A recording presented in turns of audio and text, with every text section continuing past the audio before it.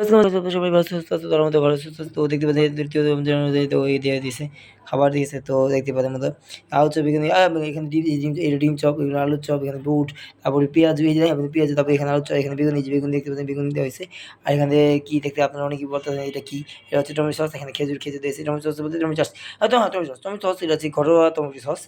হ্যাঁ, তো ওগুলো দেখাইতে যে আপনি একটা ভিডিও আমি করবো, আপনাকে দিয়ে দেবো। তার ছোট একটা ভিডিও করলাম, শর্ট ভিডিও।